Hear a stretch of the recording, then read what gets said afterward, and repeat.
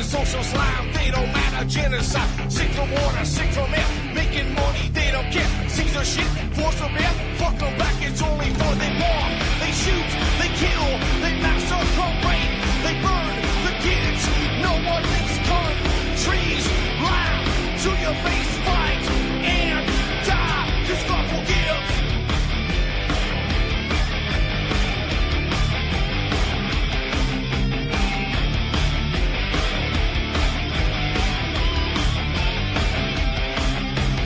Selling lies and buying time, killing people next in line. Lower classes, social side, they don't matter, genocide. Sick from water, sick from air, making money, they don't care. See their shit, force of bear, fuck them back, that's only fair. They bomb, they shoot, they kill, they massacre, rape, they burn the kids. No one makes countries lie to your face, fight and die, cause God forgives. Yeah. Coming back around again.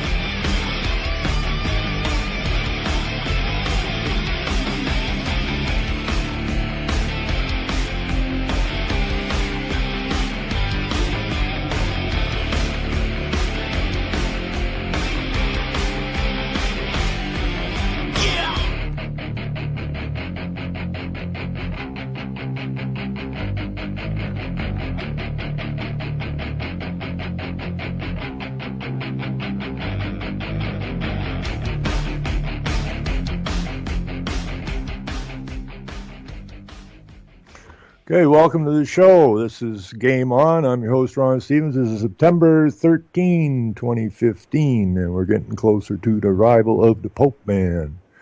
Anyways, the call-in number here is 1718-717-8296. So today, if anybody has anything they want to discuss and or have something they want to say, or they've discovered something that maybe the rest of us don't know about, pick up the phone and call in.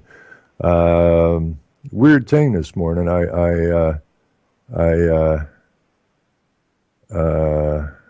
Yeah, you tried calling in on Revolution Radio last night. That was a little strange. Otto got in, but and then when Mark called, he had, I don't know what number he used because he said he couldn't get through on Revolution Radio. So this morning I was going to root around, try to figure out what I was going to talk about today, and I get a call on Skype, and I answered it, and a gentleman by the name of Doctor Who out of Florida is on the line with me, and I thought maybe he was trying to call into Shawley's show. Because sometimes the lines are up or down or whatever, or mixed up, and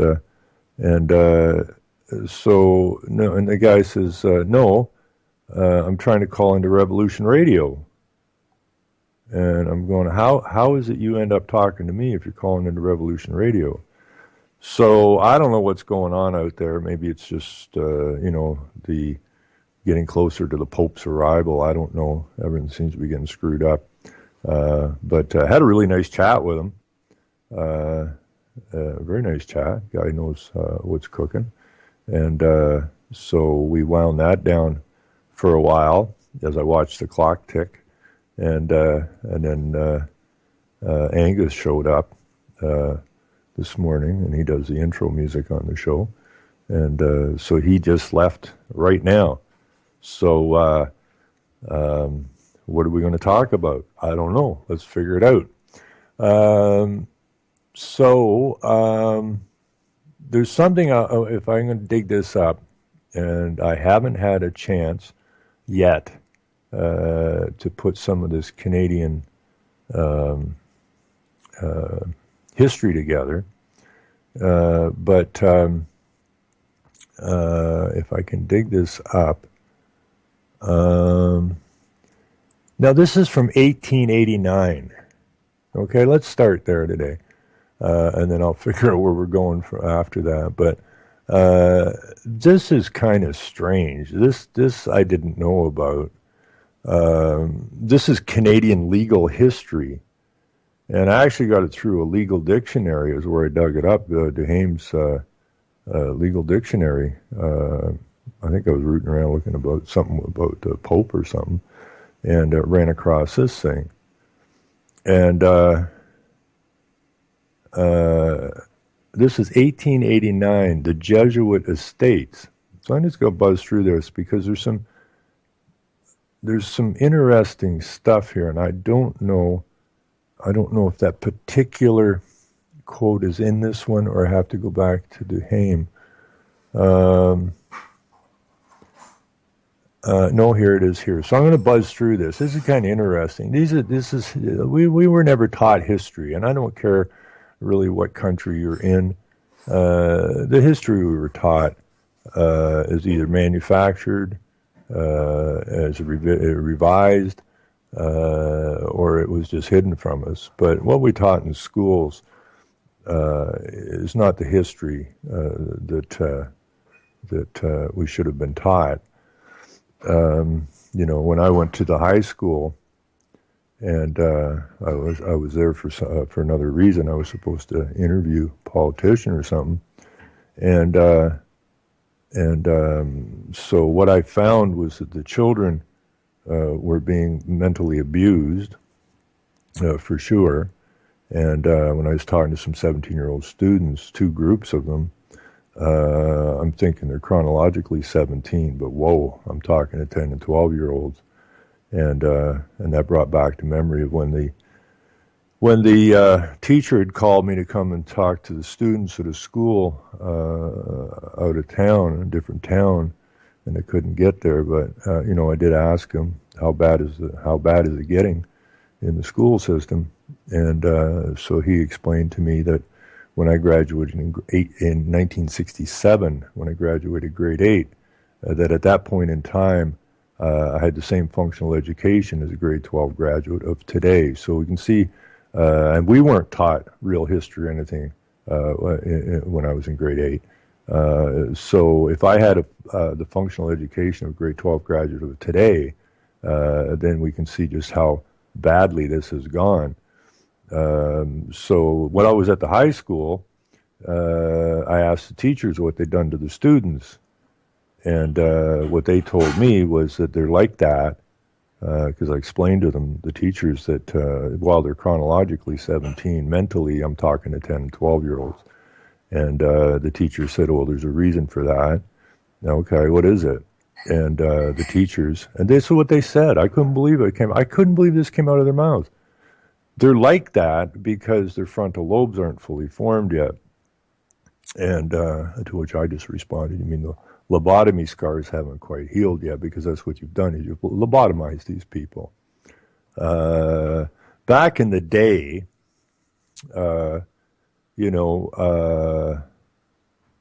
young men at the age of 12 to 14 were already considered men. They weren't little children. And now we have people who are like 25, 30, 35 years old, still living at home. This is what they've done. They've got everybody so they're completely in the child state. Not everybody. I mean, there are people who listen to UCY who obviously are not still children. And those people I really appreciate, and we've got to keep talking to the rest of them. But this is how bad it's gotten. I was talking to my niece. I said this, I think, last night on the Revolution show. Was that, I'm talking to my niece, and I asked her, what's she taking to school? And she's taking environmental sciences, and the other one's taking something to do with eugenic or bioengineering and that. And but those kids don't have any recollection of what you have a recollection of, because, well, they're new, right? It's a new mind that the school gets to mess with, right? They don't have any recollection of what came before, because they weren't alive.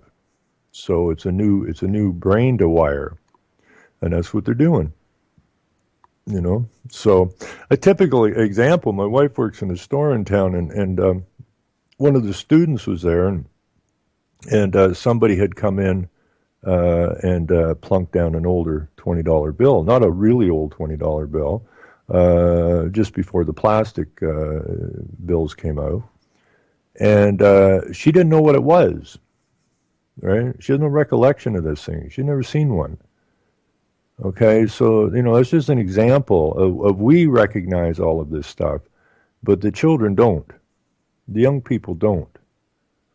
So they're just indoctrinating this new group of people who have nothing really to base it upon, and I don't think the parents and the children talk enough about this kind of thing.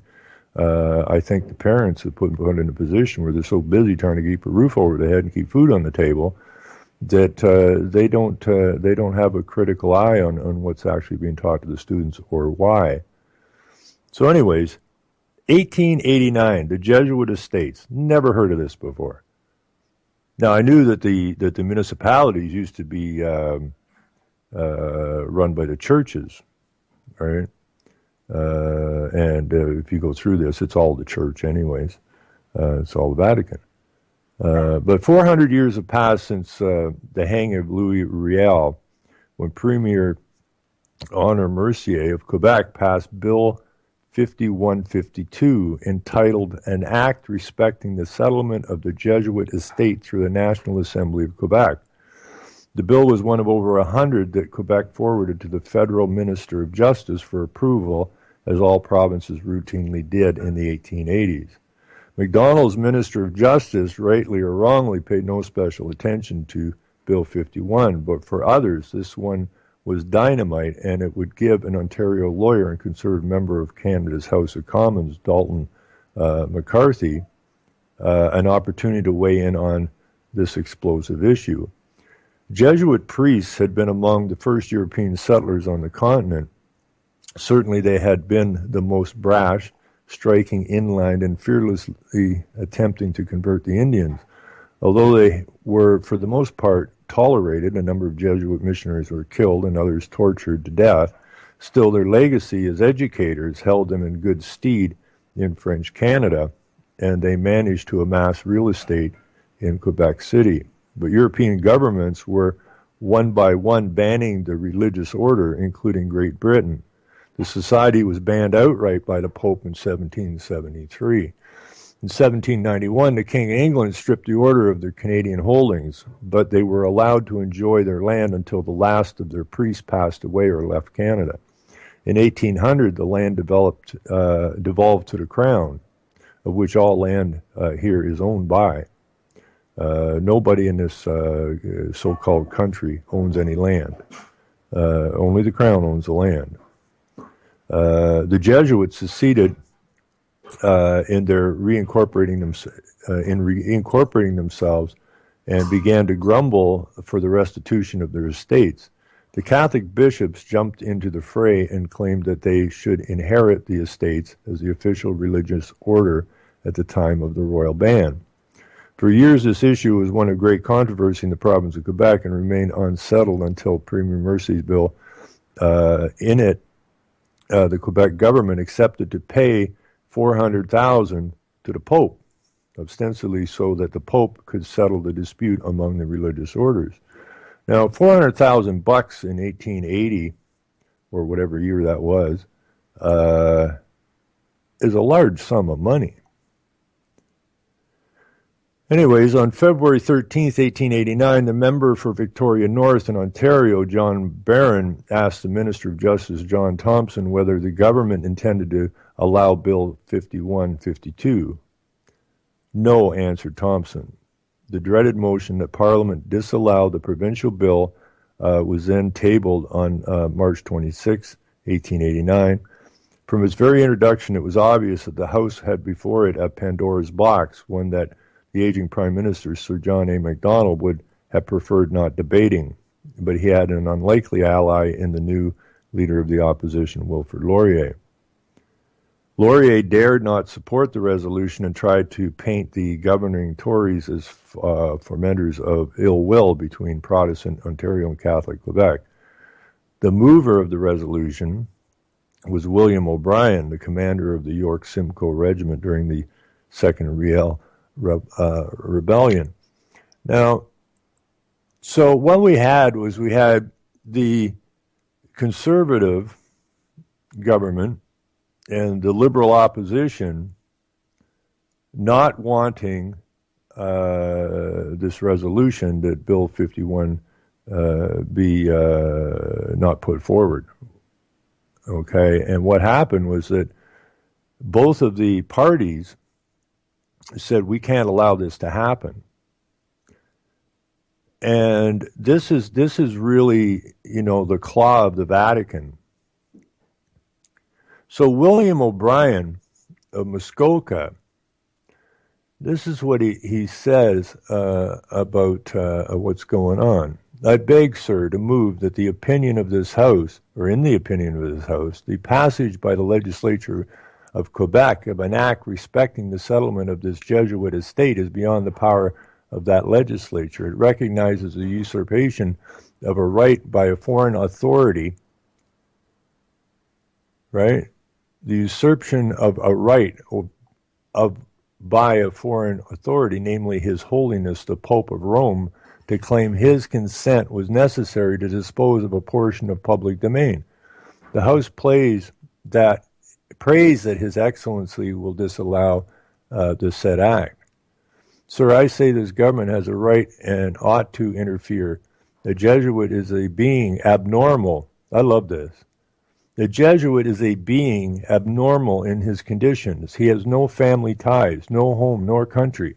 He is subject absolutely to the will of his superior. Such an order, being subject to an irresponsible power, must be dangerous to every community in which it has existed. The time has come. We have a right to say to the people of this country, and we will say it elsewhere, this dominion must remain British and nothing else, and no power or authority nor jurisdiction, foreign, civil, religious, or otherwise, shall be allowed to exercise power which will interfere with its affairs.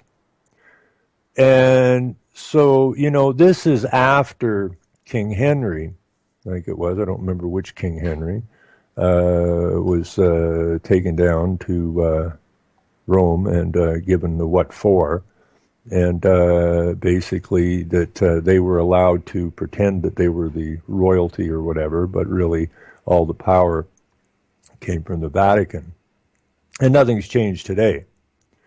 And what really makes me ill is that this Pope, who just happens to be a Jesuit, is coming to America. And everyone in America ought to be up in arms about this. So what happened, O'Brien was followed by Dalton McCarthy, who had put the motion forward, the member of North Simcoe and political mastermind behind the resolution. McCarthy, president of the Conservative Party of Ontario, elevated the debate to the level that both Prime Minister and leader of the opposition had feared. Dalton McCarthy says, we must never forget, I'm afraid that some of my friends from Quebec do sometimes forget that this is a British country and that by fortunes of war, that event was decided and the greater half of North America passed under British Crown. And yet, sir, here 100 years afterwards, we find the Premier of the province of Quebec suing humbly to the Pope of Rome for liberty to sell the Jesuit estates.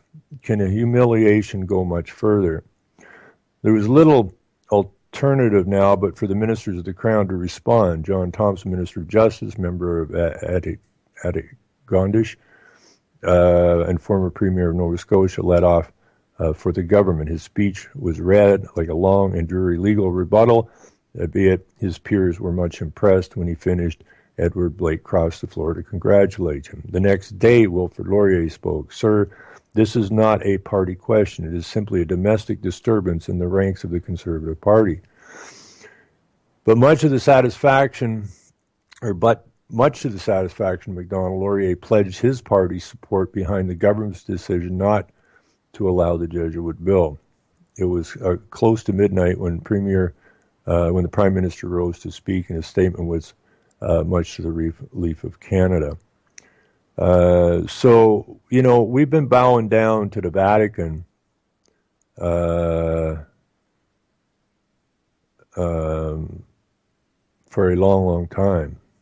And that has to stop. Anyways, the Right Honorable Sir John A. Macdonald, Prime Minister of Kingston, I am pleased and satisfied with the course taken by Honorable Friend. It is a bitter pill for my Honorable Friend to be obliged to vote for us. He dare not do otherwise. He could not face Quebec if he did anything else. He is a young man. I cannot say that he is a fledgling politician, but he is a young man. One cannot but deeply regret that the honourable member for Muskoka felt it his duty to make this motion, which ought not to have been made. This motion will be the cause of a great deal of discomfort in Canada. Why there are in all the Dominion of Canada 71 Jesuits. And I love this part too. Are they going to conquer the whole of Canada? Is Protestantism to be subdued? They are armed with a string of beads, a sash around their waists, and a mass book. What harm can they do? I cannot but remember the story of the Jew going into an eating house and being seduced by a slice of ham. When he came out, it so happened that there was a crash of thunder, and he said, "Good heavens, what a row about a little piece of pork." I cannot sufficiently picture in my faint language the misery and the wretchedness which would have been heaped upon Canada if this question, having been agitated as it has been and would be, had culminated in a series of disallowances of this act. So way back in 1889, both parties, the Liberal Party and the Conservative Party, bowed to the wishes of the Vatican. And we've been controlled by that ever since. And people have to come to that realization. You politicians are agents of, always have been. Politicians that rise to the top are all vetted. They're all members of the club, if you will. And that's what makes me so irritated. You know, I was thinking this morning, I was going to say something, and now I'm going to say it, that if you're listening to an online radio show or you're hooked up to a website or a blog or whatever, that is still pushing this idea of right and left, okay, you need to, get away from that. Because either the one that's doing the show or the one with the blog or the website is either not fully informed about what's going on, or they are fully informed about what's going on and are playing the right-left smoke and mirrors kind of game, controlled opposition game. And you need to get away from those people ASAP. Because they have nothing legitimate to say, and I see that way too often. It's getting better. It's getting a lot better. But if you're still dealing with people who are presenting right-left politics as one is an option over the other one, you need to get away from those. You need to tune that out completely. You just get away from it because you're being hoodwinked. So at 2 a.m. on March 29, 1889, right after Macdonald had spoken, the question was put to the House. Laurier, Blake, Mackenzie, and Cartwright were part of the 188 who voted against it. Only 13 members voted in favor of O'Brien's resolution, and that was to ban the Vatican and not deal with the Vatican and not give them anything. Resolution that they were promptly dubbed the Devil's Dozen. Dalton McCarthy immediately resigned his Ontario Conservative Party presidency and began an anti-French campaign unparalleled in the history of Canadian politics. After the defeat of the Jesuit Estates controversy, the Devil's Dozen cast their glance on the Northwest Territories. McCarthy died as a result of injuries suffered when his horse-drawn carriage was in an accident. Now, if that was today, right, there would be all kinds of websites up there like, did they take this guy out or what? Did they remotely control his carriage and run the horse into a tree? I don't know. I have no history on that. His Barrie, Ontario law firm was known as Bolton and McCarthy, and it grew and evolved to become today one of Canada's largest law firms. McCarthy, I can't even say that last name, Tetarant. So that's where we were. And so that's just a little bit of history that I didn't know about, and I'm sure very few people knew about. But this was the bowing down to the Vatican by both the right and the left, because they wanted to keep a lid on things. Now, the young man who brought it forward, it was shunned, and but you have both parties again lining up to do the bidding of. It's the same thing with our bill. What was it, Bill C-51 here? Which is kind of weird. I think it was Bill C-51, which was the Terrorist Act here in Canada, and it seems that it's odd that they're both called the same bill, C-51. Well, that was Bill 51. This is Bill C-51, I guess, and it's about terrorism. It's about turning anybody that they want to into a terrorist. It's the same thing I went through with this free man nonsense. You know, they keep trying to peg me as a free man, and I keep telling them that you know, like I did a video outing this thing because I know what it's about. I know where it came from. Okay, it's all about destabilization. And that brings in an opportunity for a bill like the anti-terror bill. So you have domestic terrorists now. So they can label somebody as a free man, or as when the police chief phoned me up at home and explained to me what my problem was, and that was that I am diametrically opposed to what 99% of the community thinks. And I've had police say to me, well, you think different. And I go, what's that supposed to mean? The hell does that mean? I think different. Therefore what? I'm a threat? To who? So now your thought processes are linked into this thing. Okay? So, and thought crimes, just like in 1984, okay, is where they're going with all of this stuff. And all of this stuff be traced straight back to the Vatican. You know, the Trilateral Commission, which I brought up before, is a triangle. And you know, they used to use the term, what was that term they used when they were going into Iraq? And that, it had something to do with triangle anyways. But in reality, the triangle is D.C., which is not part of America, which is the Vatican, which is not part of Italy, and which is London City, which is not part of Britain. So you have these three entities running the three different levels: the military and the money, and the religion. And they all are they control the media.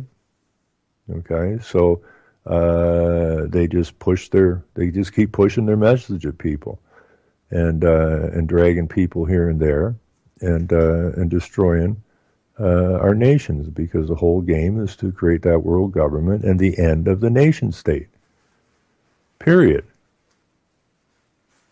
Well, we don't want nation states, right? Because they're all members of the UN. We don't want a nation state. We want a nation of people is what we want. And, you know, when that gentleman called me this morning, we were talking about a little bit of this stuff. And, you know, what we have to do is we have to get over this race war nonsense, if you will, having people fighting amongst themselves. The black man is not the white man's enemy. The Hispanic is not the black man's enemy. The Native American is nobody's enemy. Okay? But what they do, it's the same as democracy. You look up the root of democracy, is to keep the commoners divided. Okay? Well, we do our job back here in the background, in the dark, in the shadows. Keep everybody fighting amongst themselves and arguing amongst themselves. keeps their brains busy. And they don't see what we're up to. They don't see where we created this democracy thing to keep them divided. They don't see that we pitted black against white and white against Hispanics and yada, yada, yada. They don't see that. Well, they need to see it. Okay? We are not each other's enemy. The enemy is those who control the planet. That's the enemy. And we need to, instead of fighting together, we need to talk to each other, and we need to zone in on exactly what the problem is. Now, as far as my immigration or the illegal immigration coming across the southern border between Mexico and the United States, I mean, that's a setup. Why isn't there a fence up? Because they want the migrants in. And so now they're coming in from the southern border. And we have a border between Canada and the United States. And some Americans are coming up. More may come up. And welcome. We have lots of space up here. The place is empty. Come on up, but leave your green friends behind. Okay, if you know what the hell's going on, welcome to here. We need you. Maybe we should just get everybody in America who knows what's going on, just move north of the border, and we'll stand ground there. But anyways, it's all about creating chaos and strife and arguments and shootouts. People are bitching and complaining about the immigrants coming in, the illegal immigrants, and your southern border is as porous as you could ever imagine. So why is it happening? Well, because they want it to happen. The American government was supposed to protect the borders, not get into wars, but have a standing army to protect the lands and the people of the land should they ever, someone ever try to invade them. Well, the invasion's well underway, but it's not a standing army that you're guarding against. It's exactly what Cicero warned against. It's from inside. Okay? You look at DC as a Trojan horse. And people have to come to understand this. No good's going to come out of this. Unless we get a big broom, I guess, and sweep the lands clear and clean. Get the garbage off the land. And the garbage on the land is the garbage that is running everybody's life. It has to stop. And it's not that difficult to stop it. But we have to make a decision to do that. But I mean, all this hype about the Mexicans coming across the border, and now we have people tripping over themselves with this massive migration out of these countries that are being bombed and that, which are bombed for the specific reason of making this mass migration happen. Okay, and the ignorant are out there, oh my God, we got to save these people. Well, I get that part of it, but if you want these people to have a better life, then you need not welcome them to your country. The people in these countries that are being bombed were, for the most part, quite happy in their countries prior to being bombed out. They have their families, they have their lives.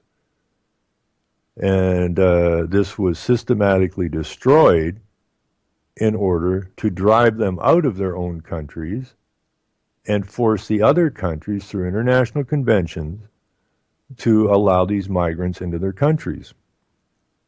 And what happens then? Well, it's just a ramped up eugenics program, because eugenics is the destruction of a society.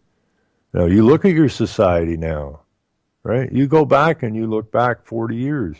Or 50 years in your society, and you look at the changes that have taken place. And none of them have been for the good of the people. None of them. So, America's held up as the last bastion of freedom. Well, that could be true, but not likely true. This freedom thing was basically a way to subdue the people and get them not to look at the realities that are going on. America is run by the Vatican, just like everybody else is run by the Vatican. The Vatican is playing God. Well, the Vatican isn't God, and the Pope isn't God. Okay, and we have to push this back. We have got to get this off our lands. You want peace, you want employment, you want a good future for your families, then we have to clean house. We have to start over. We have to start over. We have to decide what we're going to use for currency. A lot of people say, "Well, we don't need money." Well, money is just a way to keep track of stuff. That's all it is. All kinds of things have been used for money. Stones, shells. They used to have sticks where you'd put notches in them. And each knot was, it's still, money is just basically a trading coupon, if you will. So it's whether you call it money or you call it whatever you want to call it, all it is that, I will give you this chicken, for that, baseball bat. So I'd like to play baseball. And I don't have a baseball bat, and I got a chicken. So I'll give you the chicken for the baseball bat. Right, and so it's the same thing. It's the exchange of something for something. So, but we don't control the issuance nor the creation of the money in our lands. That's all out of the international bankers. And they have to go bye-bye.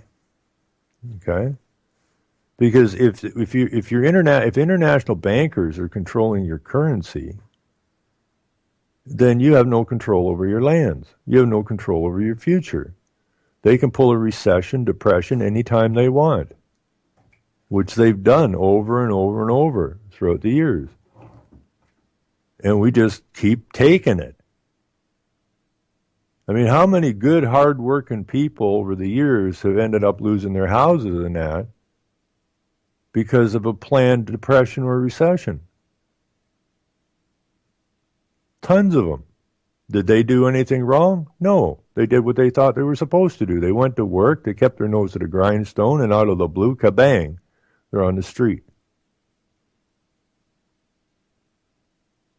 Now, that is a power that would never be allowed in a nation that is controlled by the people. Why would people hurt their own people? Makes no sense. But these aren't your people that are running the show. It doesn't take much to look through the politics to see what's cooking. And so the politics as it is not to anyone's best interest except for the controller's interest. And you will lose every single time. And that has to stop. So anyways, it's an interesting time that we're in, and it's the same as when Dr. Who from Florida called me this morning trying to get to Revolution Radio, that he couldn't agree more. This is, we're lucky to be alive in these times. A lot of people are depressed by what's going on. I mean, this is any movie you will ever go watch. I mean, this is reality. Okay, this is 3D, man. This ain't goofing around. And you don't need some 2-bit 3D glasses. This is actual 3D going on right now, every day, in your face. And we need to embrace it. Because if we don't embrace it, we can't change it. And if we don't change it, well, the movie ain't going to turn out that good. Not going to turn out well at all. They call you a human being. They have reduced you to the status of an animal, and they want to call the particular animal called a human because they blame it for hurting all the other animals and for hurting nature in general. And therefore, as Prince Philip said, he would like to come back reincarnated as a deadly virus to do the massive cull that is required. So, we know what they're up to. We know what they want to do. And we have got to put a stop to it. And we have got to shake off. The first thing we have to do is shake off this ball and chain that they have attached to us that has created slaves out of us all. And that's the created legal identity. And the legal identity that we're carrying makes us an amoral being, because the term legal means amoral, not immoral, amoral, one without morals. And law, as set down in the Bible, is from a moral standpoint. So, all the constitutions seem to say that God is supreme, but they don't recognize it. But depends what God they're talking about. I don't believe their God is the same as our God. They are the destroyers, and God was the creator. So they're obviously working for the other side. And, the more I think about it, the more sense it makes. Why would you have all these zombie shows and walks and movies and dead man walking television shows? Because that's who we are. You cannot be alive and be tied to this legal, amoral entity. You can't be alive because according to the legal side of this, you cannot operate. You're not recognized without that legal identity.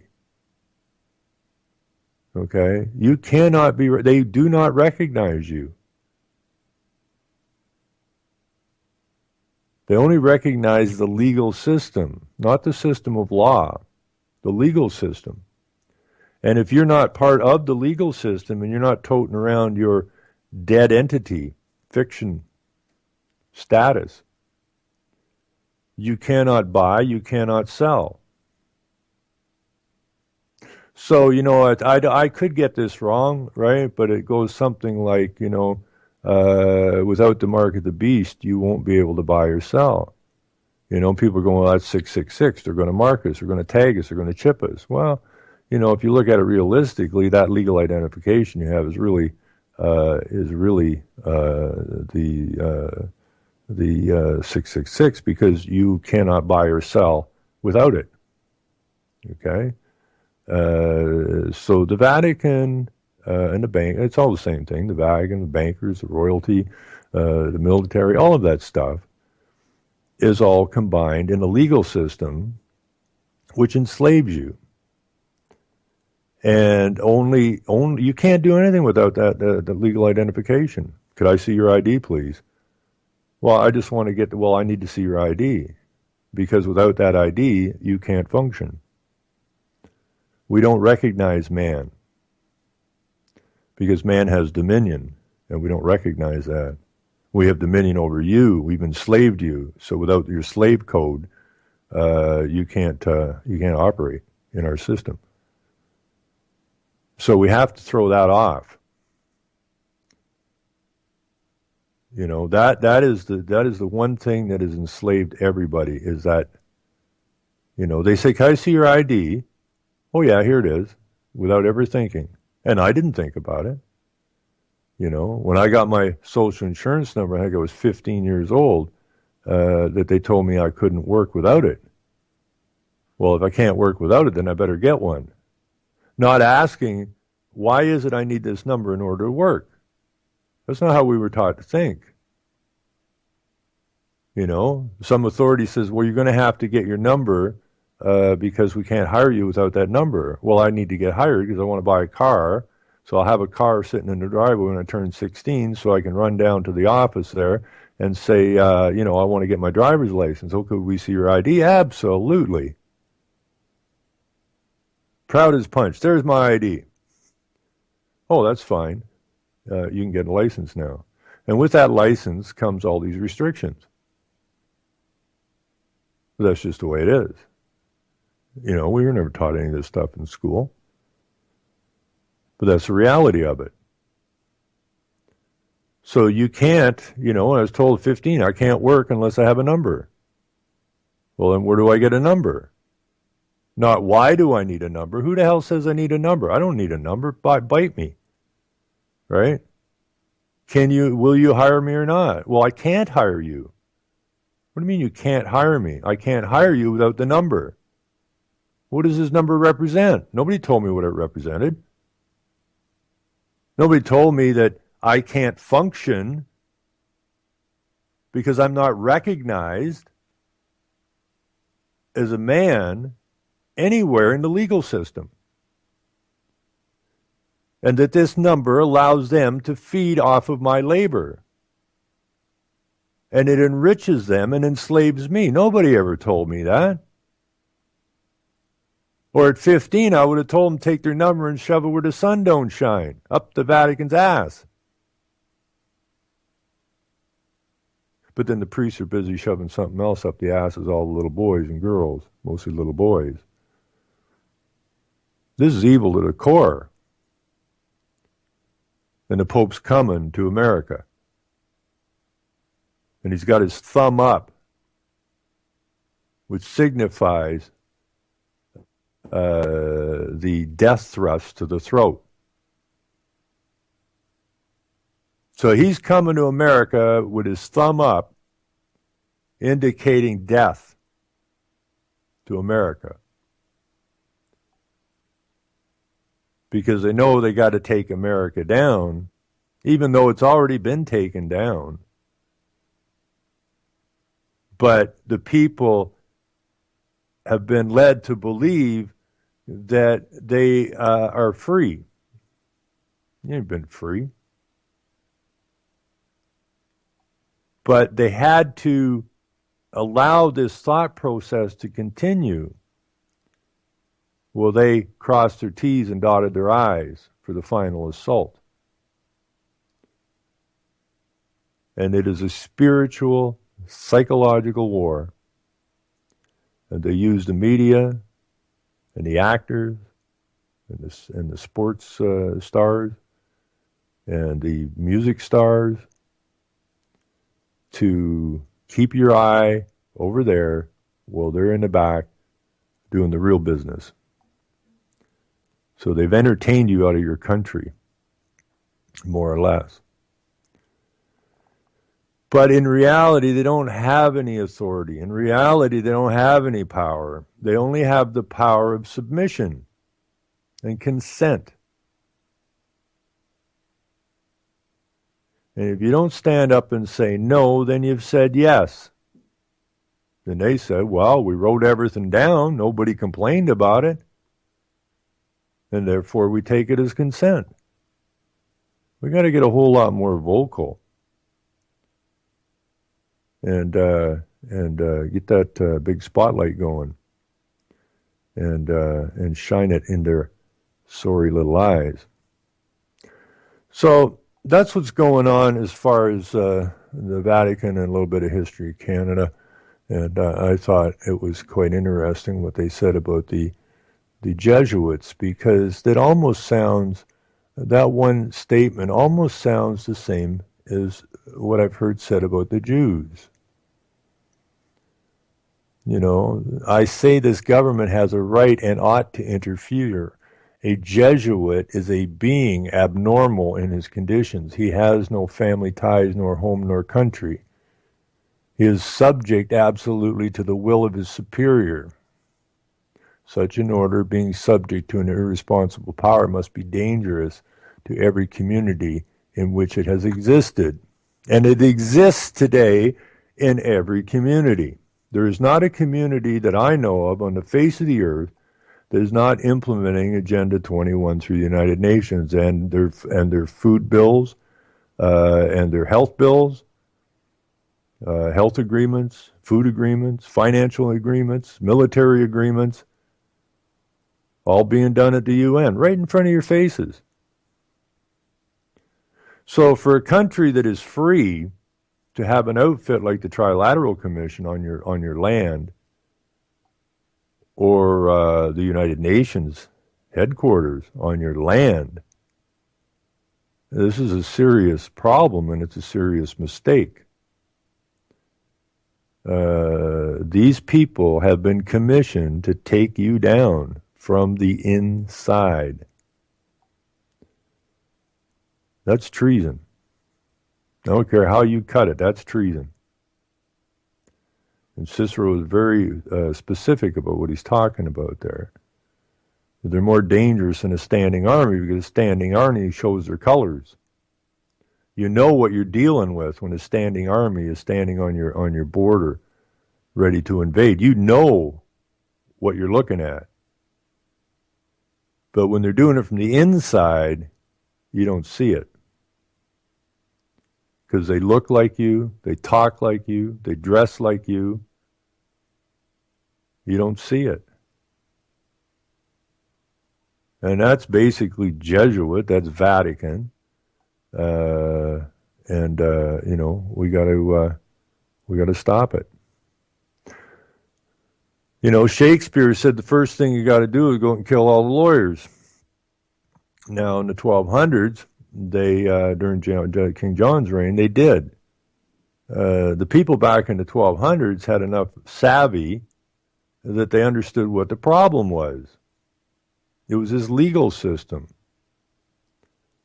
that was enslaving them. And they make these rules and regulations to enslave them further. Well, what does your legislatures do? What is the purpose of the legislature? To make law. To further enslave you. So nothing's changed. Well, the Villians, as they were called, went and started slaughtering lawyers and judges throughout the land and forced King John into signing that Magna Carta, which was rules and regulations for the people, by the people. And when they thought they'd got what they want, they left. And they burned as many law books as they could get their hands on. They wanted this dead in the water. They wanted this ball and chain off of them. But they didn't get all the lawyers, all the judges, and they came back to King John and said, we got to go get these people. And he said, I can't, I signed this agreement. And they just simply said, well, you signed it under duress, therefore it's void. So this whole idea of the Magna Carta being some exceptional document, it's another crock of nonsense. Now, my understanding is that in America, in the 13 colonies and that they were actually running the lawyers out. They didn't want nothing to do with lawyers. So the forefathers apparently understood what the lawyers were about. But like the Jesuits and they just worked their way back in through flattery and offers of benefits that they can't get any other way. And they find some weak people to sign on, and then they sell that to the other people as a normal situation now.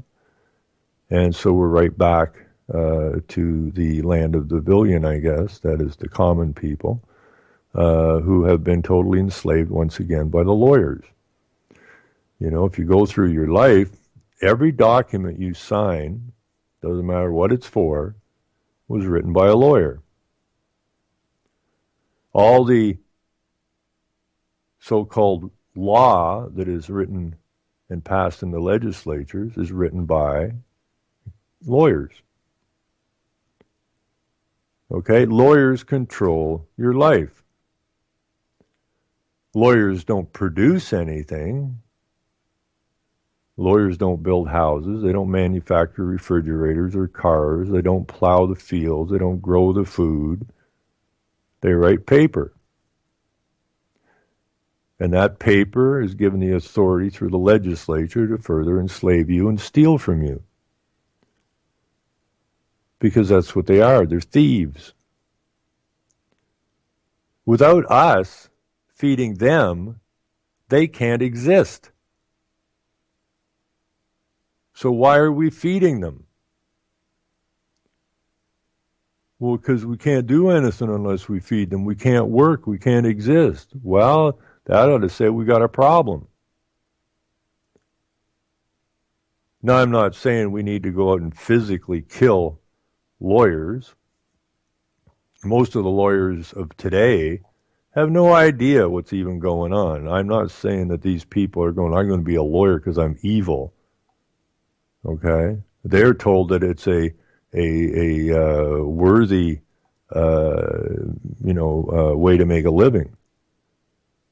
They were lied to. If you talk to a lawyer, most lawyers don't know squat about anything. They only know what they were taught, and they were taught wrong.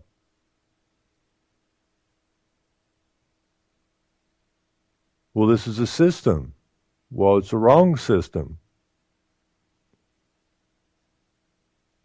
You push paper, and you say it's law. We have to follow the law. Well, who came up with these laws? The lawyers. And who do these laws benefit? Their friends, their neighbors, the corporations, the ones that run your government. So is the particular lawyer evil? I don't think so. I mean, the man or the woman, I don't believe is evil. They've been taught wrong. They're in a wrong business. They're in a business that harms people, but they're told the exact opposite. Okay, they're told they help people. Well, if there was no lawyers, then we wouldn't need lawyers. Okay? We could go and work amongst ourselves, with our communities, without the lawyers, because we would revert back to moral law. Cause no harm, then you haven't created a victim, and therefore you haven't broken the law. This is way too simple. There's no money in that. There's no control in that.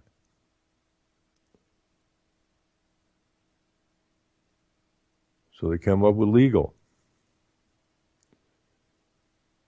and turned you into a dead, fictional entity. Because legal in itself is amoral and it's fiction. And if you go back and you watch that movie on, I'm going to not remember that now, Jumanji, Robin Williams. And if you sit down and actually understand what that movie's about, it's that you are in the game. And that's exactly what they've done with us through the legal system. You're in the game. And you got to get out of the game. And put the game box away when you get out of the game and don't ever open it again. Because it'll suck you back in. And that's what we need to do. And it's not that difficult. I don't see how it could possibly be that difficult. All we have to do is say, we studied this. And this is criminal activity because everything that ever gets passed in legislature is designed to harm us. And it's fraudulent and it's a deception, which is against the law. And that's that. It's against the law. And we have to embrace law, the moral law, not the amoral law. And then if we do that, we will find that the bombing stops, the migration stops, the hunger stops, the homelessness stops, and the race wars will stop, and it just reminds me, I've brought this up so many times, it just reminds me of that movie Logan's Run. They're living in a closed society that is completely controlled. The people know nothing of the truth, only what they were told. And there's some conspiracy theorists saying that, there's something outside, which is basically freedom from this closed society. And they hire police to shoot these people that are trying to escape.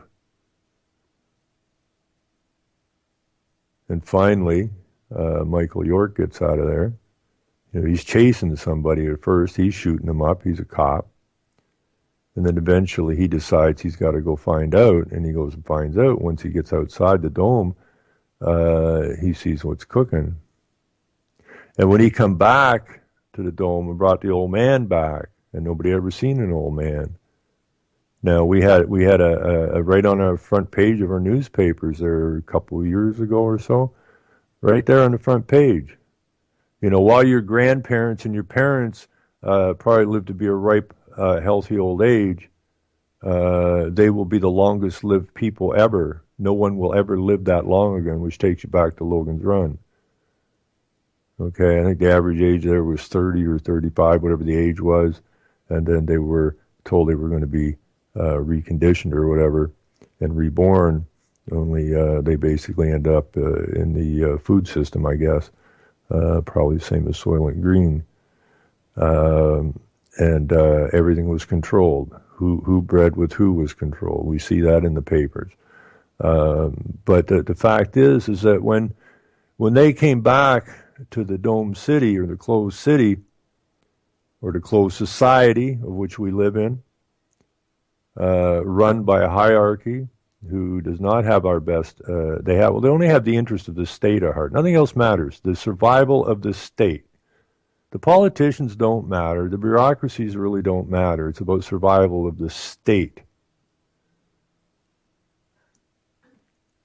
But when they came back and the people came out of the dome, it was like this huge weight had been lifted off their shoulders. That this light,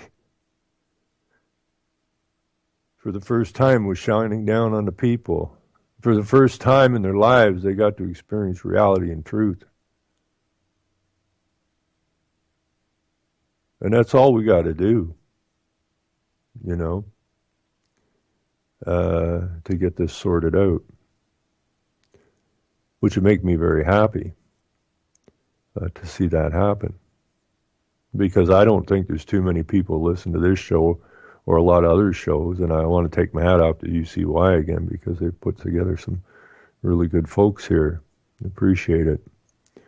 But most of the people listening to the shows know what the plan is. They know they want mass depopulation. They know they only want enough people left who are there to run the equipment and the technology so that the elite, if you want to call it that, can enjoy their lives and travel the world and a life of leisure. And then those remaining are the only ones they need left to produce food, to keep the machines running, and make sure that this elite has the life that they want, which is control of the world. Will they stop flying around because of so-called CO2 emissions or climate? Hell no. Right? Now they got freedom to build a castle wherever the hell they want.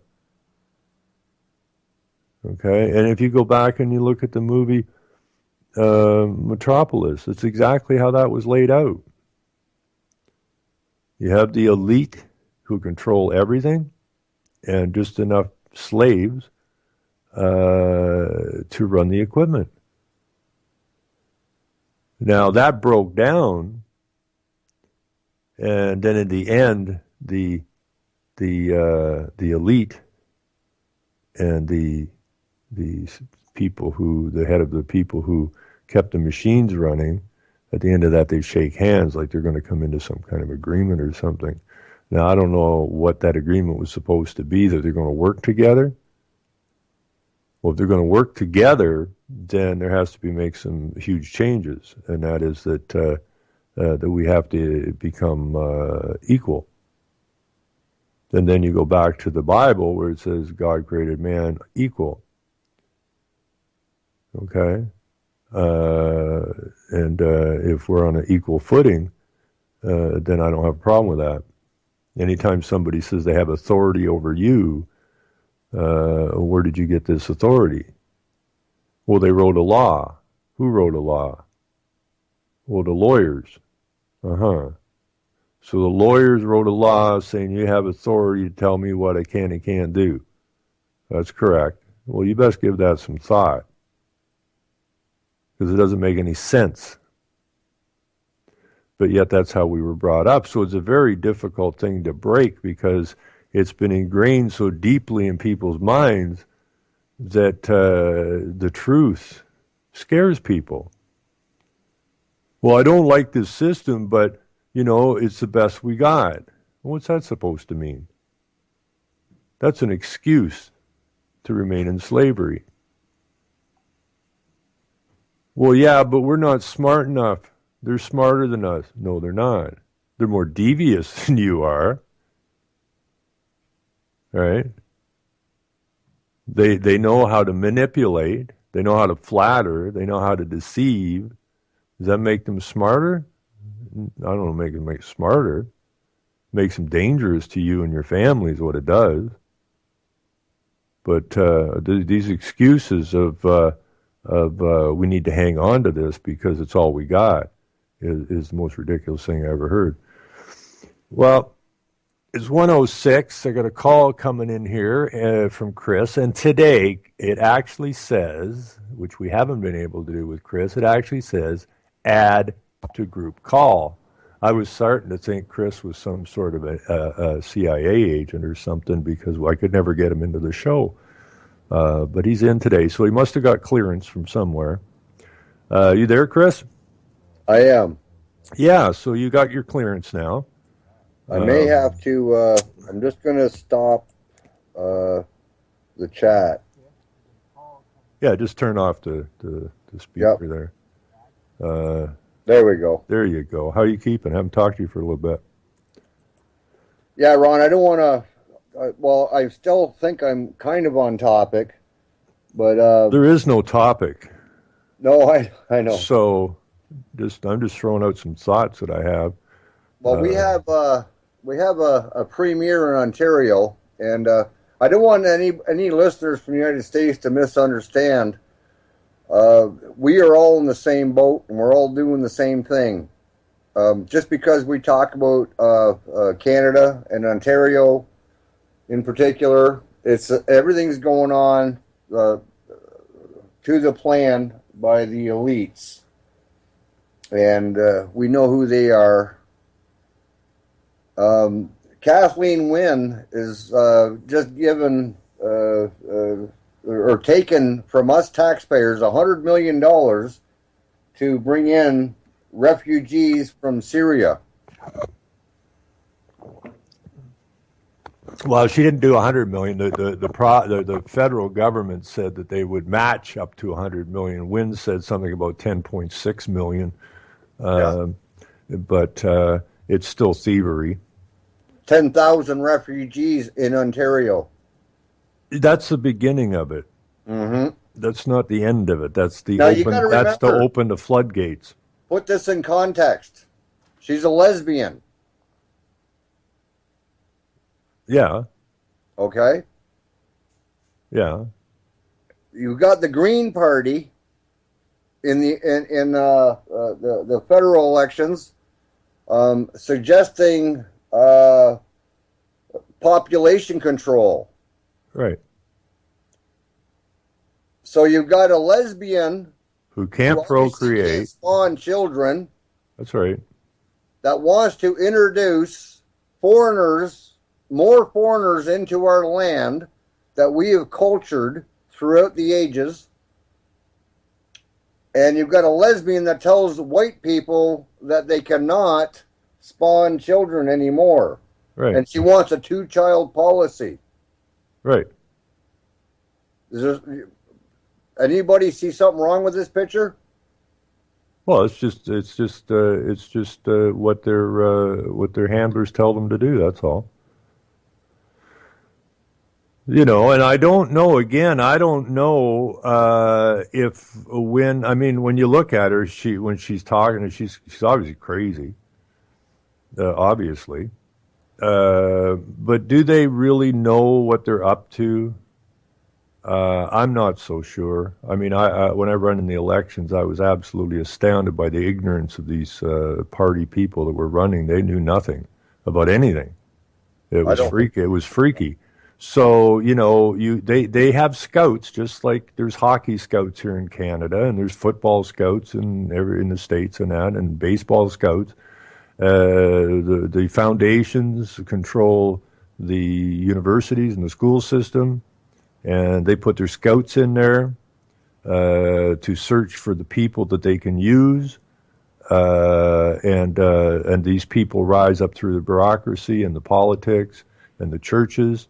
And do these people really know what they're up to? Are they really that evil, or are they just ignorant and being played with flattery and that? I don't know. You'd have to ask them. But the fact is they're pushing an agenda that is designed to destroy everybody, and they're guilty of it, whether they realize it or not. Because tort law is pretty simple. If you cause harm, whether you're aware you caused harm or not, but if you cause harm, you busted the tort laws. So they're all guilty, whether they're aware of it or not. Now, I know Elizabeth May from the Green Party is completely aware. Because of her hookup with Gorbachev and Morris Strong, and that she's a signatory to the Earth Charter, and that she's an American lawyer. She's an American originally and came up here, and she's a lawyer. She's a Jew. What? She's a Jew. Is she? I don't know that. Yeah. Well, do deeper research. She's a Jew. Is she really? Yeah. For sure. Well, okay. So my research is telling me so right now. Well, okay, but I can't nail that down. Right. So whether she is or isn't, she's a lawyer, so that means she's a liar. She says she's a Christian, but she's pushing the Earth Charter, which is pagan, right? So we know she's not a Christian. She's a liar, a lawyer, and she works for the folks like Gorbachev and Strong and that, pushing that agenda. So we know that she's no good. So for her to be pushing for population control makes every bit of sense. And if you really want to know about the Green Movement, I highly, highly, highly recommend everybody just go. You can read it online. You can get it on my blog, CanadianTruths.wordpress.com. And it was a 4-year study, research of the Green Movement. And it opens anybody's eyes. I don't care how blinded you are to the propaganda. If you read that book, Cloak of Green, you won't think of Mr. David Suzuki or any of these other environmentalists in a good light. Elizabeth May is completely exposed. The transfer of money from our countries into the UN and their agencies is fully exposed. So we got a lesbian who's the premier. And we have a gay guy who's in charge of environment, and we had a gay guy who's in charge of our health. Pedophile.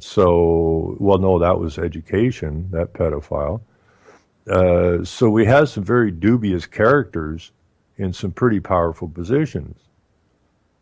And there's a reason for that. And again, if you go back to my blog, CanadianTruths.wordpress.com, and just put in the word Yuri in the search engine, you'll bring up a brilliant expose by a supposed ex-KGB who broke ranks and moved to Canada and spoke throughout the United States and Canada until his death. And this was back in the 70s, I believe. And he lays it out to you, one piece after the other, how this is done. And he warns, he has a huge warning out, never to allow a gay or lesbian into a position of power. And here we are. They're all in positions of power. So, Well, I feel within the next couple of years we're going to be replacing our Canadian flag with a rainbow flag.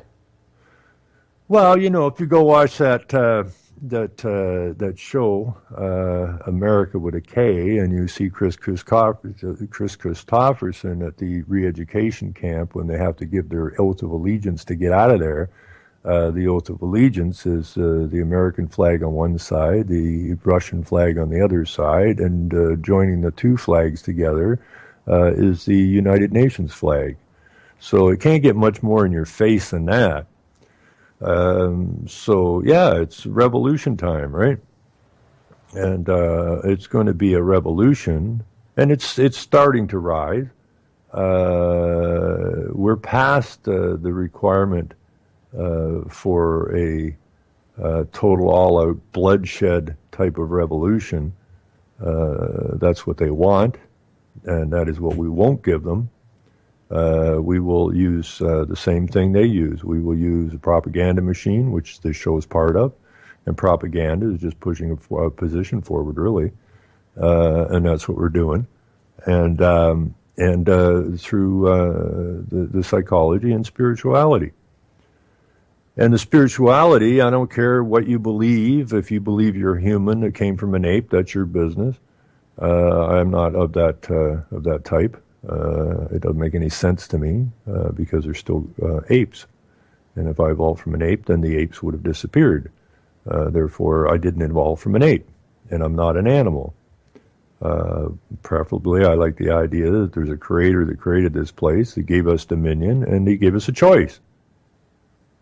Follow me, the law, or be his slaves. Take your pick. Can't get much more in your face than that. It can't be that much easier to understand. You got a choice. So the ones that want to play God decided, well, all we got to do is deceive these fools, and we'll give them benefits, and we'll flatter them, and they will succumb to our wishes. Then we get to play God. We get to cleanse the earth.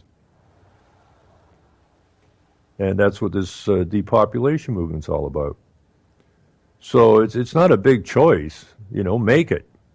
And be amoral in an amoral world, and continue in your to be enslaved by this amoral legal system, or throw it aside and move over to the moral lawful side. And I've learned through the years, if you are up on your moral high horse and you decide you're up there for a reason and you ain't coming down, they really ain't got nothing to fight you with. And we just need a whole lot of people riding hard and looking down. You see, when you're up on a horse, you got a very good sightline advantage. It puts you above the others, and that's why I always refer to it as moral high horse. You can run around on the ground and go, I'm moral, you can't do this, and they go, yeah, whatever. You get up on a horse, and all of a sudden you have a whole lot more powerful position, mentally and spiritually. So we take them down that way. But anyways, Chris. Yes. I was talking yesterday. I went and helped a couple of friends put a kitchen in, and I brought up this idea of a Freedom Palooza here in Ontario. I was talking about JJ, the work JJ had done, and JJ is helping. I believe. Right. So I just mentioned it to them last night when we were done with the kitchen and that, and they're going, it's time, let's do it. So yeah, I think we're going to be able to put this together, and we put it together. We have potential for some farmland here, in my area. Well, we got to get it before they put solar panels on it, though. Yeah, I know. Yeah, that or windmills. Mm-hmm. And we have some great fans here that are willing to participate. I'm trying to get the hip in. I don't know if that's going to happen, but I think. Well, I don't think they have a choice. We'll embarrass them into it. Yeah. You have a moral duty. You've got your bumper music. We get him in, and I think it'd be a good thing. I think you get a lot of guys even from the states that are allowed across the border without getting shot or tasered will probably come up. Well, yeah, I mean, we're right on the border there down there, so it's a pretty good situation. And no, I just thrown it around to a few people to get an initial reaction, right? And the reaction has been extremely positive from anybody I've put it forward to. So it's time. We got to get her done. So, everybody that has ever listened to this show or ever intends to listen to this show needs to get involved in this in some way, shape, or form, and so that we put it together. This is not a spectator sport that we're involved in. This is called your life, and we're all involved in it, and we all have we're all vested in it, and we all need to do whatever we can to get this corrected. So, let's all just think Freedom Palooza or whatever it's called, Ontario 2016, and work towards that goal. We have the time to do it. We've got a long time between now and next July. And I can't see any reason that we can't put it together. If you are a organic farmer, gardener, you know how to teach people how to plant. We need those people in at this show. We need the bands in. We need the speakers in. We have to turn it into a family situation, not a negative, hardcore in your face. It has to be a soft sell. A lot of people are starting to wake up. What we need to do is just get the information to them, and let them get it home and read it and talk to their neighbors and that, and make sure that we provide a family type affair where the entire family has something that is of interest to them. And I think if we do it that way, it will be extremely successful. And we've got people who have a lot of experience putting these things together over on JJ's side of the imaginary line that keeps us separated. He's going to be the biggest force in getting this together because he's already done a few. So he's been through the rodeo once or twice. Yeah. So, I should be able to phone Kathleen Wynne, since she's the Premier of Ontario, because this is actually a cultural event. We'll get her there. And, if you can put up $10.6 million to bring in immigrants or migrants who were dislodged by their house, from their homes by the very people that you're implementing the agenda for, well, that's not very good.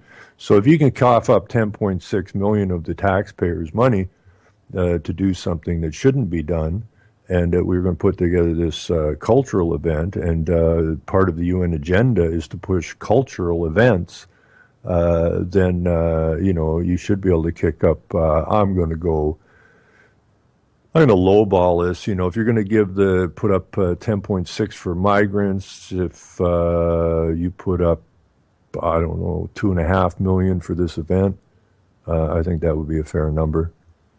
So I'll get a hold of their office this week.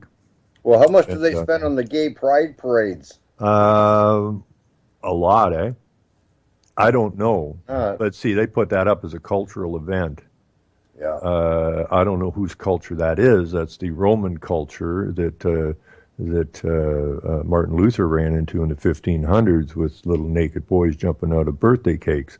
So I guess that's where the Pride Parade came from. But no, what happens to a politician if he doesn't attend, even if he's completely against what's going on. If he doesn't attend the gay pride parade, he gets chewed up pretty bad. you know. So it's like the Jewish thing, right? You know, the Gay Pride Parade is almost like the Jewish Holocaust, or whatever they want to call that. That if you don't believe it or you question it, then you get beat up. And it's the same thing they do with the Pride Parade. It's all templates, right? You know, so yeah, we'll go to work on this, and I'll get a hold of the gay environment minister. It's not environment minister; it's the environment/climate change ministry, and he's gay. So I'll get a hold of him and Kathleen Wynne's office, the Premier's office, and I'll put it to them that we are going to run a cultural event over a weekend, and we need your backing, and you will cut us a check. We may get the money. You know what? I mean, if they can do it in Toronto, why can't we do it here? That's right.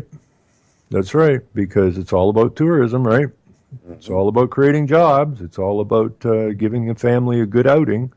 So for you not to fund it, well, then we can just chew you up and spit you out because you don't believe in the people of this province. We'll work out something that we can use for a hammer on them. They understand the carrot and the stick. That's what they run everything by, the carrot and the stick. They offer a carrot, and if you don't accept the carrot and do as they want, then they hit you with a stick. So we can do the same thing. We can put a carrot out to them, and if they don't accept the carrot, then we take a stick on them. All right? Fun and games. But, well, no, when I was discussing this yesterday a little bit, you know, the people that were there, their eyes just lit up, you know. This is exactly what needs to get done. Okay, good. Let's go get her done. Oh, it'll be fun. It'll be fun, and very educational. Well, that's the whole point.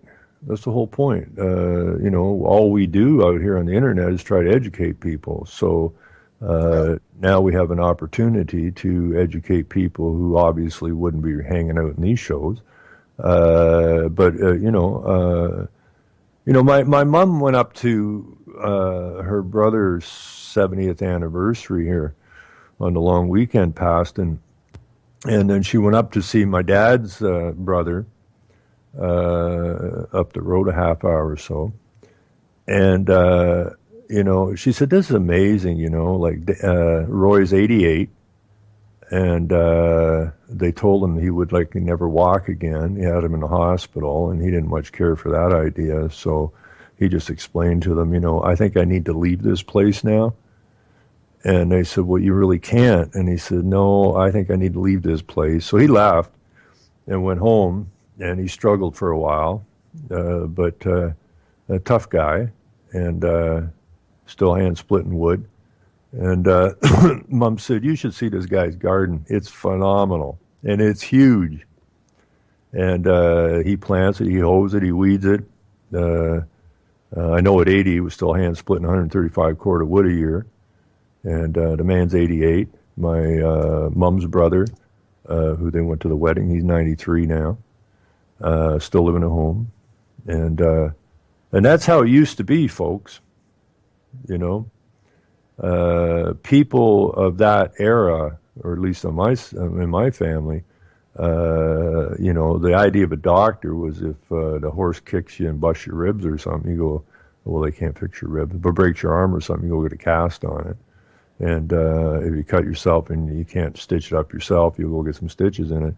But that was about the extent of their use of doctors, you know.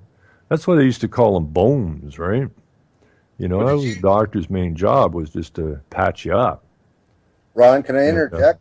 Please do. There was a conference of naturopaths and holistic doctors in a conference. I believe it was in Germany, and they all got poisoned. And this just came in the light of 3 naturopaths, I believe, that were killed in questionable circumstances. And there's a suggestion out there. Now, I can't report the facts. I'm just telling you what I heard and what I've read. That they're trying to take down the people that know true medicine in favor of pharmaceutical doctors. Well, right, because you know, when we had when I was a kid, even, you know, I'm so old now it's retarded, and I don't use that in a negative light. I sometimes say that word and it upsets people for whatever reason. But you know, when I was a kid, I didn't go to the doctor. I didn't get pills. They had a poultice for everything, man. You know, whatever it was, they had a naturopathic remedy for it. You know, it'd be grandma's old remedy that was passed down by so and so and so. Because when your forefathers came here, they didn't have pharmaceutical companies. They didn't have doctors, really. The people looked after themselves. You know, that was when it was a community.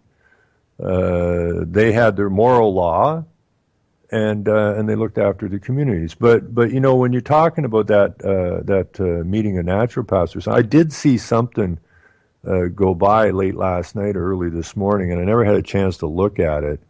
But you had like 100 ambulances there. Oh, really? Oh, yeah, I saw the pictures and everything. Oh, it's I didn't know that. But they don't know. They said they were. One of the suggestions was they experimented with a drug, and things went south from there. Okay, so these are naturopaths experimenting with drugs, and something went wrong. So therefore, you shouldn't trust naturopaths. You should only trust your family doctor, who the pharmaceutical company studies and tests all of their drugs, not like these naturopaths. Is that the message? Yes. Yeah. Well, that sounds about fair. Yep. You know, it's how they operate, you know, it's like Mark, who called in on the show last night in Revolution Radio. You know, he's a chiropractor, and he became a chiropractor, just like the naturopaths become naturopaths for the most part. I mean, there's money in it, and some people get in for the money, but for the most part, naturopaths get into it because they want to help people and not hurt them, and that's the same reason Mark got into chiropractic business, and then the government got their nose in his business.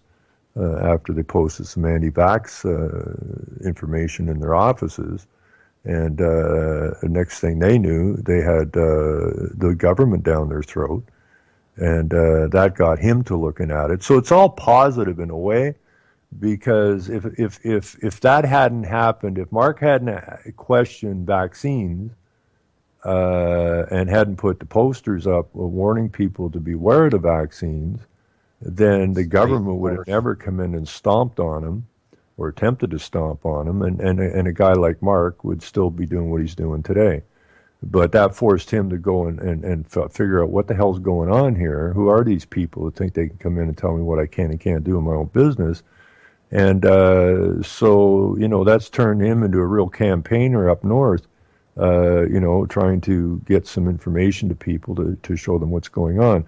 And those groups up there are growing like wildfire, and so, you know, we can see some positive coming out of this, because you know, Mark would never have questioned if they hadn't come and told him what he could and couldn't do, and he shut down his storefront businesses, and you know, he's basically into naturopath now. He's a guy that still does chiropractic, but not inside their realm, right? So there's positives to be taken away from this, and that is that people are being hammered, and it forces them to wake up. And before, when people would ask a question, there was usually no one around to answer the question. And now, people, when they question something, there's usually somebody with an earshot that can come over and explain it to them. And that's why I say they lose. You know, their propaganda machine is on its last legs. Our propaganda machine is just getting started, really. It's been a long haul, man. It's been a long, long haul. And a lot of people got very depressed over the amount of time and effort they've put into this and not seeing anything positive come out of it. So you've been doing this for what, like 20 years now? I've been doing this so long it hurts my feelings to think about it. No, my first real knowledge of this came in '74. And that had to do with international agreements, and it had to do with the green movement. It had to do with the renewable energy, and I was sold on it. I was pretty much sold on it. The presentations they did was perfect, for open minds, and what they do, on the one side, all I hear when I turn on the TV or the radio is, oh my God, the Saudis got us by the nuts. We got to become energy independent. Look at all the lineups. There's no fuel. It was just all this huge negative crap. And then over on this side at the park,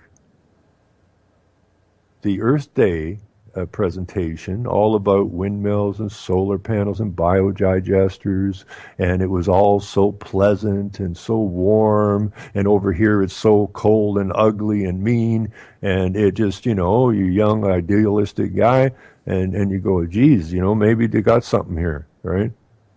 But then that did force me to go and do a little research at the Calgary Library, and that's when I first discovered about this foreign policy stuff and these international agreements through the United Nations and that. And trust me, when I came out of the gates talking about that in '74, nobody wanted to hear anything I had to say. Nobody. And so, no, I didn't do that 24/7 then. I went out and tried to alert people, and they didn't want to hear anything about it. They called me anti-Canadian if I didn't like Canada to move. They got to get ugly in that, right? But now, for the last, I don't know, since 2006, I've been basically doing this 24/7. And it gets pretty down, when you're trying to push stuff, and then they bring up stuff like Occupy or Idle No More or the Tea Party, and it's just all controlled opposition created by, for the benefit of those who wish to harm you. And I would try to out it, and people would come at me with knives, man. It was ugly. We just keep chugging along. And now these controlled opposition groups don't really stand any chance because people get it now. So they try to come up with one, and it gets shot down pretty quick. So it's not getting the legs it used to get, which is positive from our side. And this Pope thing, I look at it as a positive too, because here comes Mr. Ugly, and they've piggybacking the thing in New York. And the propaganda is going to be completely over the top, and people. Is he going to New York or Washington? What's that? Is he going to New York or Washington? No. The Pope's going to Washington, which is kind of weird because when he's in Washington, he's going to be wearing his dog tags, which signifies military. Well, he's wearing them in case he gets shot and they can identify him. Well, maybe. I don't know. But, he's just indicating the military, which is one of the parts of the triangle. And then, the whole time the Pope's going to be in America, he's going to Philly and to the city of brotherly love to push that message. And then he's going to Harlem. And I don't know what else he's doing. But the entire time he's here, New York City is just a beehive of UN activity and marches and celebrities and everybody pushing for the need to, get hammered down the carbon trading system and all this kind of stuff. So it's a combination of, so it's going to be so heavy, the stuff coming across the airwaves and in the newspapers and that, and they're going to make so many mistakes. They're going to be talking about population. They're going to talk about, I'm sure they're going to be talking about the guaranteed income and all of this stuff. And I do believe that an awful pile of people are just going to sit back at some point through this. Somebody's going to hear something, and each individual is going to hear different stuff that just wakes their asses up. Because they're pushing climate change. I mean, except for these extreme actors, there's very few people that believe that climate change is real anymore. And when they see these guys go over the top with the push, as they have to get more ludicrous with what they're saying to try to hammer these deals in, the people are going to go, this is a crock of nonsense, which it is. So, that's all positive as far as I can see. We just got to make sure that we don't let them get what they want, and our answer to that is no, not going to happen. We're not going there. You've deceived us, and deception's fraud, and you can't benefit from fraud. So bite me, You just wait until Trudeau gets in. Well, Trudeau's not getting in. The NDP are getting in, and I'll be absolutely, completely surprised if they don't. The NDP have been chosen, and if you look at the history of the NDP, you will find that anywhere that they have ever had power, it's when they need to make a kind of a sea change that would not be acceptable coming from the Liberal or the Conservatives. Okay. Everything. Don't you think for one moment that Trudeau Jr. isn't in place to be our leader? No, I don't believe so. I believe it may not be this election, but lined up. Well, the idea is that this election could turn into, they really don't care. It's like when Maurice Strong was going to run during the Daddy Trudeau years in Rockefeller, so what are you doing that for? We control both sides. We can have a lot more influence from outside than we can inside. And so, it all depends how it plays out. They're playing this for an NDP majority government, or you may end up, even if you end up with a coalition government, you still end up with the same players. They're all in the same boat. When Trudeau backed what was it, C-51, the Trader Act or whatever it was, or the what was that called? What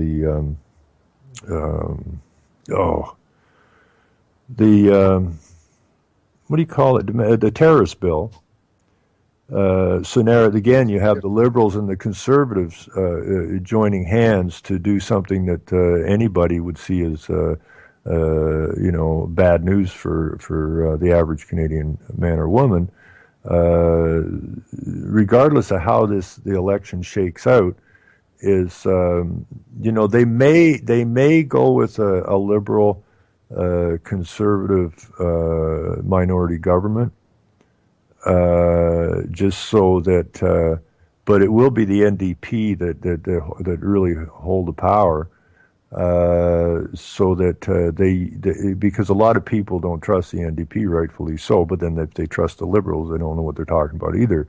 But the NDP are members of the Socialist International, and Jack Layton, the late leader, got a state funeral, though he never held power. So people, and when you saw who all came out to his funeral, it was like the Brotherhood, man. It was spooky. It was like Sicily or some freaking thing, man. It was weird to watch this thing, and so they may do an NDP minority government instead of a majority government just to appease the people, so that when the NDP come to do something absolutely ridiculous, that they'll get the backing of the Liberal Party. To kind of smooth it out a little bit so that people don't riot in the streets. But everything indicates that this is going to be an NDP government. And, we still got a month to go or so. Yeah, good old Bob Rae, the godson of Maurice Strong. I mean, give me a break. The cross the floor guy.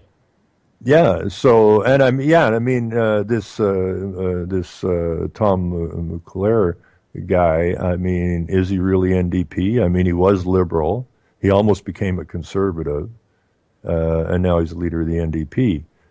So who actually is this guy? He's a player, as they all are. They're just jockeying for position. Who gets to have their name on the history books, right? And remembered for all time kind of thing. That's what it's all about. And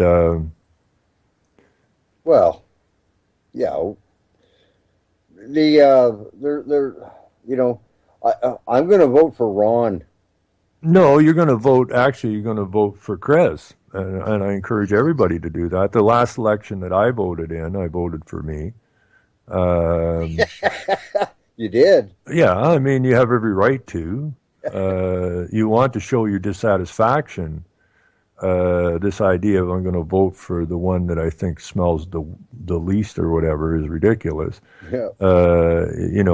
If you can live in your own skin from a moral standpoint, then you do have the moral need to go to the poll and get your election ballot, and then just you look down the list and you go, ugh, youch, that one makes me sick. I'm going to puke. I can't deal with this. Which should be your right answer or reaction when you see the names on the ballot. Then all you have to do, and I've done it, is just simply put a new circle there or whatever is there, a box or a circle, and write your name in it and put your X there. That's who you're voting for. Now it spoils the ballot, right? But it's better to spoil the ballot than to involve yourself in the destruction of your country by voting of one of the other names on the list. So I encourage everybody to vote, but vote for you. Vote for Donald Duck for all I care. Put whatever you want in there. If you don't want to put your name in there, put whatever you want in there. Oh, you had to rub it in there, didn't you? What? Oh, Donald Duck. Okay. All right. That's a slippage on my part. It didn't even dawn on me. Put Mickey Mouse in. Don't put Mickey Mouse in because he's a pedophile. But just put whatever you want in, but put something in there. We do need to go to the polls to show them, when they see all these spoiled ballots, it's a psychological war we're in, and we fight it with our psychological tools. And that's one that works, because when they see a whole slew of ballots with names added to it, and that's who was voted for, even though the ballot's spoiled, they see it, and there'll be discussion like, "What the hell's going on?" All these ballots are spoiled, and they all people voted for themselves or somebody else or something else. Vote for a nice picnic day. Vote for whatever the hell you want, but do not vote for these people on the ballot. That's right. Give these people, we just keep, we get in their brain. That's what they try. That's how they got us where they are, by getting in our brain. Our job is to get in their brain. Because most of the people that are following the program, so to speak, have no idea what they're even involved in. So we have to get them to start questioning what they're involved in. That's the only way out of this. And we win. We will win. I have no doubt in my mind. We do have to engage ourselves in this fight. Nobody ever fought a fight, nobody won a war or a fight without being engaged in it. But there's fighting stupid and there's fighting smart. They want us to fight stupid. They want us to fight by being angry. They want us to fight by threatening. These are all tools that they use against us. So we don't use them. We put that away, and then they ain't got nothing, because they're expecting us to come at them from certain ways, and we don't go there. It confuses them. It's like, you go to Muhammad Ali, and who was he fighting? Frazier, or whoever he was fighting when he did that rope-a-dope thing? You remember that, Chris? Yep. Okay, so Ali's kind of going, geez, this guy punches pretty hard. He'd take me down, right? So what's he do? Okay, Frazier's expecting Ali to come out a certain way. Was it Foreman or Frazier? I don't remember. It doesn't matter. But in the fight. So, the war is going to take place in the ring, And the combatants believe they know what each of them is going to do. They've studied each other. So what does Ali come out? He comes out and does what's not expected him to do.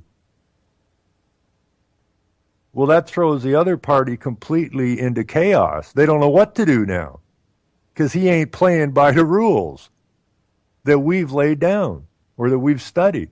He came out with something totally different that wasn't expected. So the other fighter wears himself out. And Ali wins the fight. It was Frazier? Okay, thanks. And that's how you battle. Okay, and there's some very good information in that film from Yuri Brockovich or whatever his name is on my site. The whole video series is there from the 70s, and it's well worth watching. He tells you how they fight. He tells you how they help you to defeat yourself. So we need to use that knowledge to allow them to help defeat themselves. And they're doing a very good job of it right now because as they ramp up this rhetoric, because, that statement again, I say it way too often likely, but Rockefeller 99 saying our window of opportunity has already begun to close, to me was a signal that we have a chance to beat them back because they know that they can't keep playing this climate change card because they know it ain't going to work.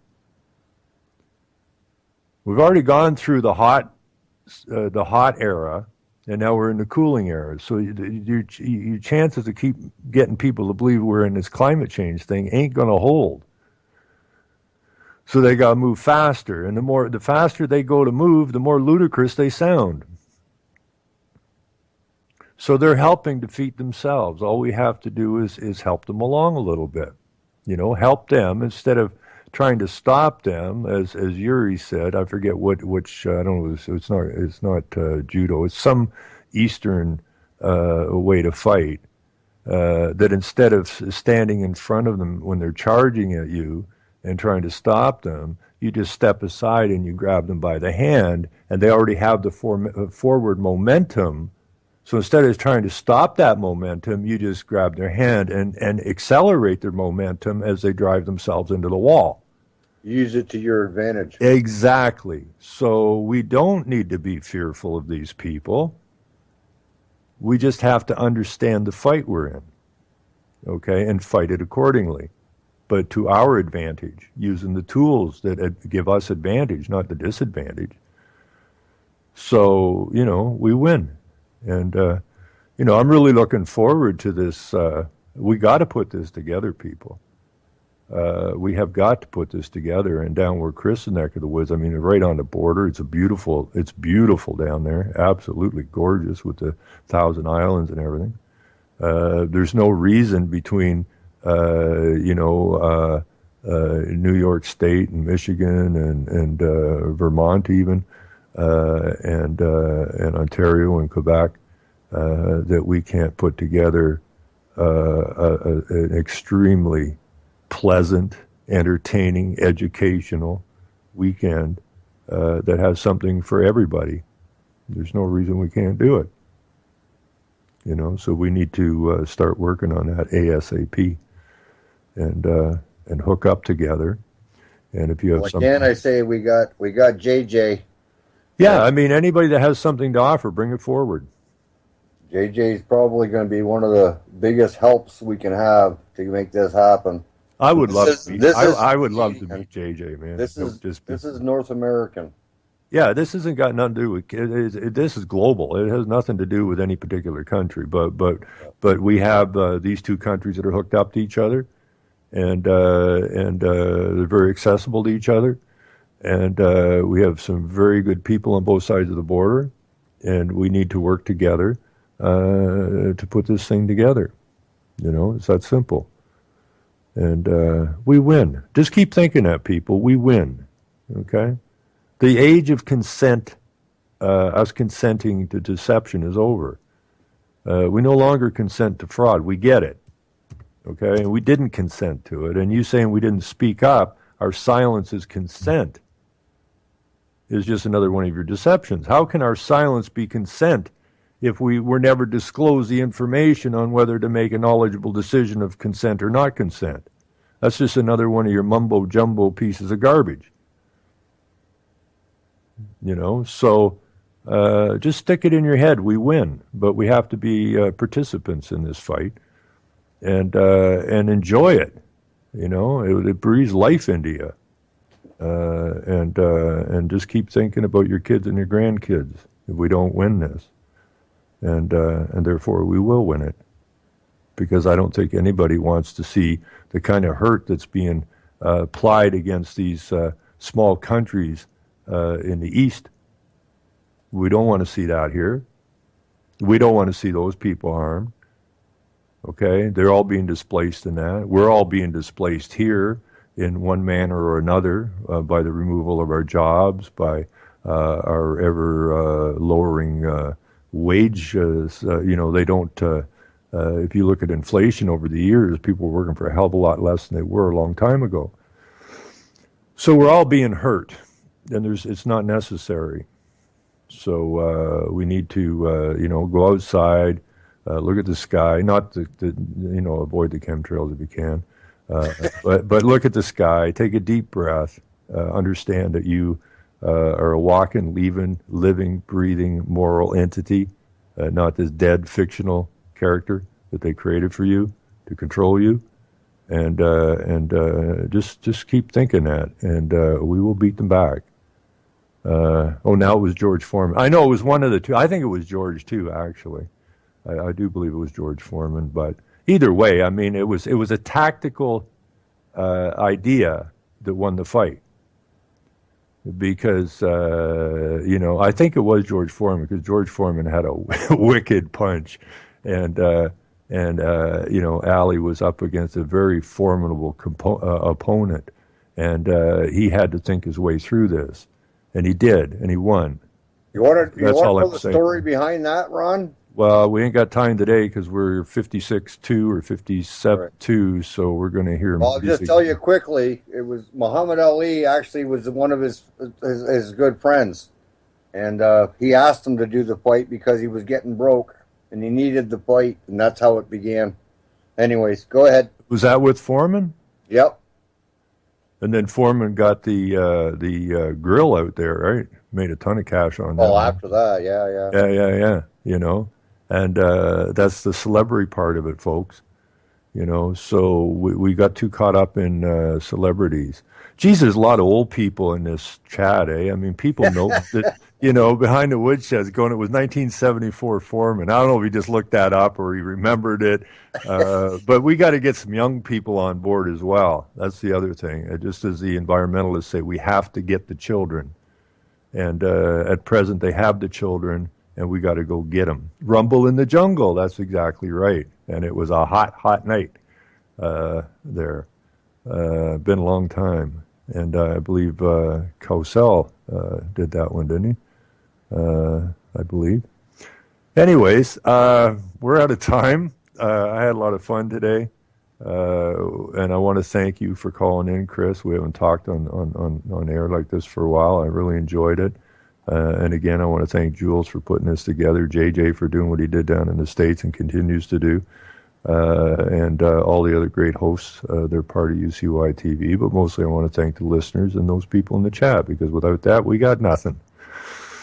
So with that, I'm going to bid everybody adieu, and this show actually went better today than I thought it was, because I had no time to look at anything today, so all in all, it worked out not bad. So yeah, just think Freedom Palooza, Ontario, 2016. Let's go. All right, we're out. We got music. Everybody have a great day. Have a great day. I guess I'm back on Tuesday. Selling lies and buying time, killing people next in line. Lower class and social slime. They don't mind genocide. Sick from water, sick from air. Making money, they don't care. Caesar shit, force of air. Fuck them back into